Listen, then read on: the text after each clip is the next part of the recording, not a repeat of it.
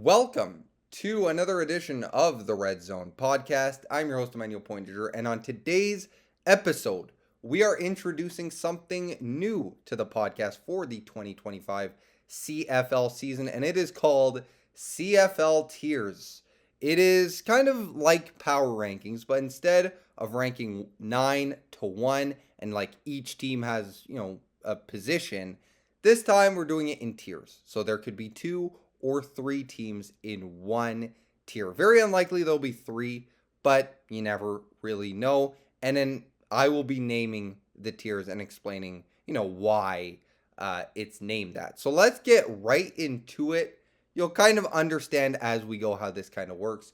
At the bottom of the tiers, only time will tell. We got the Edmonton Elks and the Calgary Stampeders, and both of these teams looking to make it back into the playoffs. For Edmonton, it would be the first time in 4 or 5 years since I think before COVID, I'm pretty sure in 2019.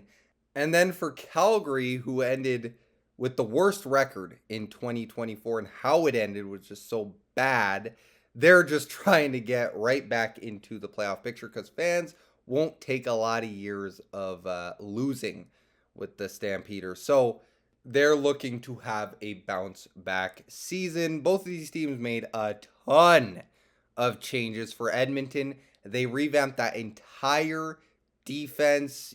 A lot of money was spent in free agency by Ed Hervey. Defensive line basically coming from Toronto, paying for that entire defensive line. And then the secondary is different.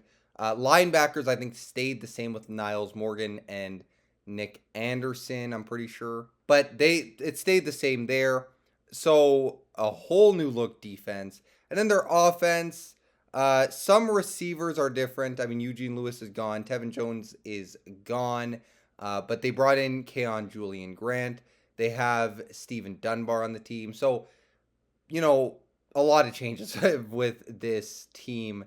And the running backs stay the same. Kevin Brown went to Toronto, but they still have Javon Leake and Justin Rankin. So they're going to be a really good running team. And then Trey Ford, we obviously know he can use his legs. And then for the Calgary Stampeders, out with Jake Mayer and enter Vernon Adams Jr. as our next franchise quarterback. So a new quarterback in Calgary and some new receivers as well with Dominic Grimes, who has great chemistry with VA. You have Damian Alford, the number one pick in the draft, and Tevin Jones, also scooped up in free agency by the Stampeders. The offensive line, for the most part, stays the same there with Bryce Bell and Zach Williams, Deontay Demery. So that stays the same. Defensively, there are more questions for the Stampeders. Yeah, they brought in Damon Webb to help with that secondary. Ben LeBrock should take a leap in his second year. But linebacker, there are questions. Defensive line outside of Falarin or Malade, there are questions. So we're going to see how that plays out. But two of, the worst teams in the CFL should be improved next year. And there should be an Alberta team in the playoffs in 2025 after, I think it hasn't happened in CFL history. Like two Alberta teams out of the playoffs, that has not happened. So hopefully one of these teams can get in, if not both, in 2025. I think they're both hoping to achieve that. Let's go to the next tier. If it's ever going to happen, and we have the Hamilton Tiger Cats. Hamilton under the Bo era, it's been a lot of ups and downs. I mean, to start in 2023 when Bo got there, he dealt with a lot of injuries, and the season just didn't go right. And Matthew Schultz, they still made the playoffs, and went to Montreal for the Eastern semifinal, lost that game, but it was just there was a lot of injuries with Bo Levi Mitchell. In 2024, it was better, but it didn't start any better. He got benched for Taylor Powell, and then Taylor Powell, I think, went down with injury, so Bo Levi Mitchell was reinserted into the lineup after maybe we thought it was the end of Bo Levi Mitchell, at least with the Hamilton Tiger Cats, if not for maybe his career. Instead, he goes on to have a most outstanding player run for the rest of the year. They didn't make the playoffs, but he was on a tear. He threw for more than 5,000 yards and 30 plus touchdowns. He was awesome and finished as a finalist in the East. Did not win it. I think Brady Oliveira won it, but he had a great second half of the year. Now they just need to rack up more wins and not start, as badly as he started last year. Hopefully they can get in front of the 8 ball so they don't have to play catch up late in the season. But now that you have Kenny Lawler in that offense for a lot of money, he got paid. Now Kenny Lawler, Tim White's still there. That offense should be really good, if not better than it was in 2024. And they should be able to make the playoffs. They should finally get into that playoff picture and maybe make a run with Bo Levi Mitchell as a starting quarterback entering the playoffs instead of, a backup quarterback like when Matthew Schultz got the start. So we'll see. They don't, Bo Levi Mitchell, we don't know how much time he has left in his CFL career. So you have to make a run this year. New owner, he made some splashy moves.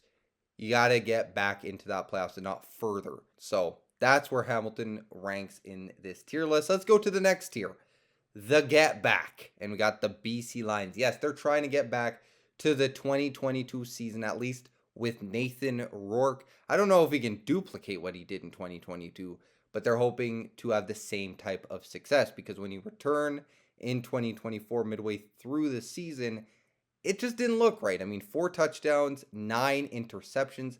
That's just not what we've seen of Nathan Rourke. It's really uncharacteristic. So they're hoping bounce back year, and with James Butler in the backfield, just like it was the year that he went off, they're hoping to have more success. And Buck Pierce as the head coach, it should be better. Buck Pierce, obviously, in Winnipeg as the offensive coordinator, a lot of success there. So he's trying to translate that to BC, and they're trying to get back to that brilliant 2022 season, or if not close to that. Moving on, the blind spot. We got the Ottawa Redblacks and the Montreal Alouettes. And what I mean by the blind spot is, when you're in a car and you're driving and you look through the rear view mirror, but you can't see a car right then and there. But you look over your shoulder and it's right there. This is what it feels like with the Ottawa Redblacks and the Montreal Alouettes. I think both of them kind of going under the radar. I think Ottawa has gotten their love. I think in terms of odds and all that, they've gotten their love. But it still feels like, they're coming right behind you. They may be a dark horse team to go get to the Grey Cup even. Both of these teams, they have great defenses. Ottawa obviously brought back the majority of that defense. Montreal lost some pieces here and there. They didn't even add a lot of pieces.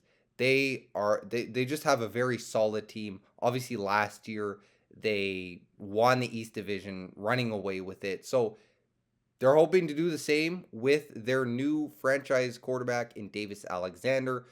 Me personally, I'm very high on Davis Alexander. I think he's going to win the most outstanding player award in 2025. Yeah, I know it's a hot take, but I think he is that good. And I think with Austin Mack and Tyson Philpott, that offense, it's going to be humming in 2025. At least that's what I think. And I think that defense, it will still play at an elite level next year. But again, we'll see. Red Blacks, their offense, can Drew Brown take the next step, as we talked about last week?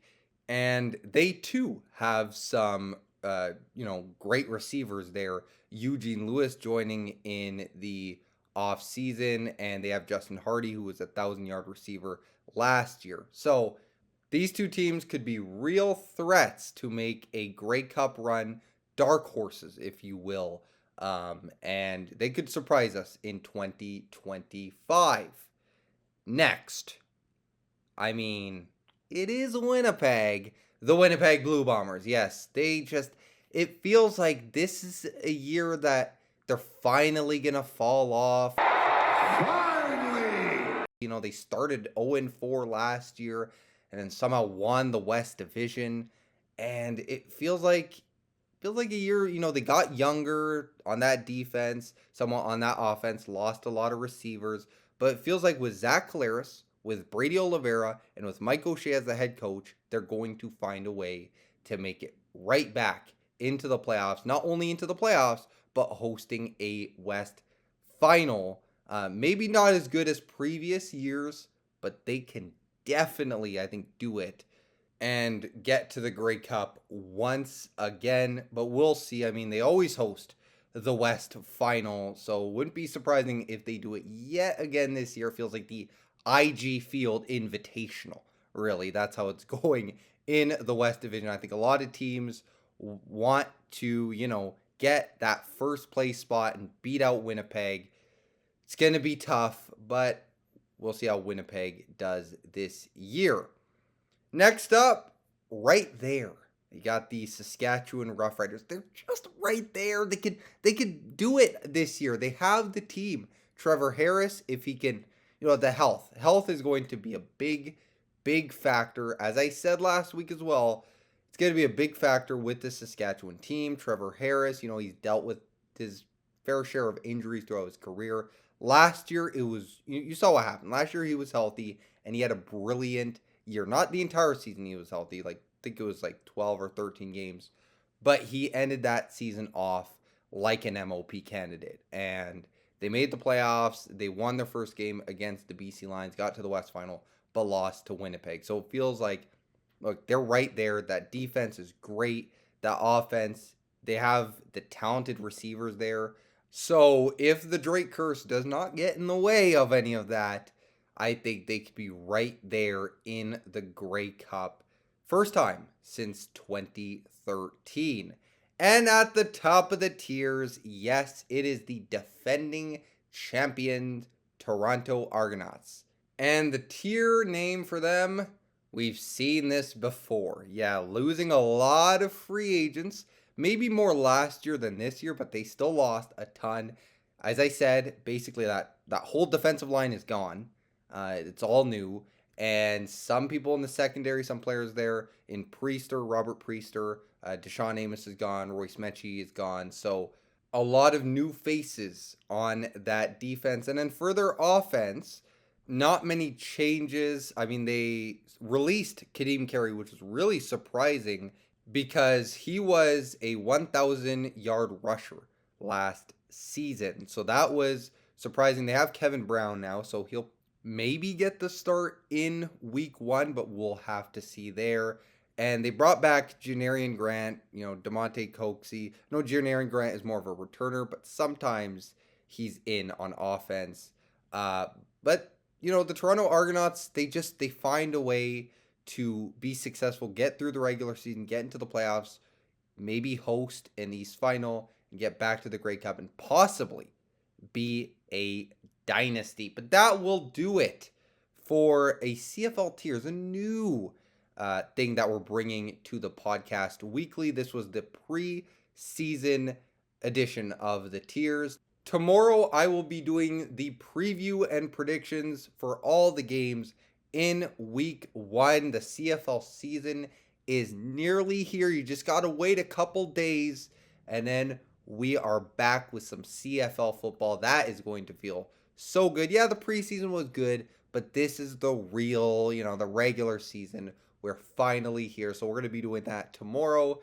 And then next week, breaking them all down, obviously breaking down the Calgary Stampeders week 1 matchup against the Hamilton Tiger Cats, doing that as well. So I hope you enjoyed this episode, and we will see you next week. But until then, have a great rest of your day.